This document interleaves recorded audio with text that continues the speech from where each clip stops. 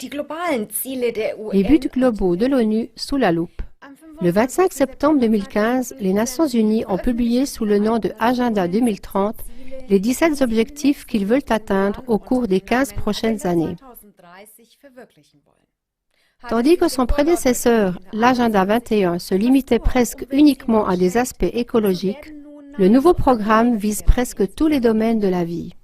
Même si l'Agenda 2030 donne l'impression positive qu'il s'agit de prospérité, de paix et de justice sur une planète saine, en y regardant de plus près, on s'aperçoit cependant que tout n'est qu'un nouvel ordre mondial pour réduire tous les peuples en esclavage.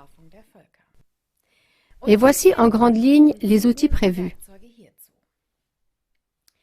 La centralisation des banques, l'abolition de l'argent liquide pour s'assurer un contrôle total de toutes les relations d'affaires, l'approvisionnement en nourriture régulé globalement par une minorité, surtout avec quelques grands groupes qui emploient principalement le génie génétique, l'interdiction de toute tentative d'autarcie, la suppression des contrôles nationaux sur les infrastructures et les ressources, en particulier les terres et l'eau, à force de privatisation dictée par le FMI, comme on le voit déjà actuellement en Grèce.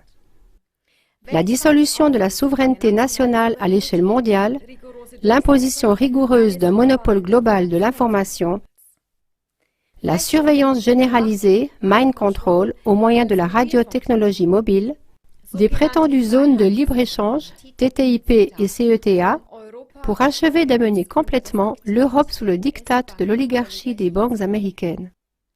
Des taxes forcées sous n'importe quel prétexte, par exemple dans le domaine de l'environnement, des réfugiés, etc.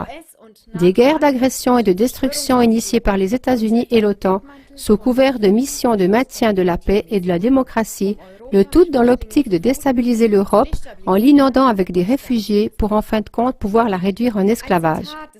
La citation de l'écrivain et journaliste allemand Ludwig Börne résume bien cela. Si les gouvernements sont malades, alors les peuples doivent garder le lit.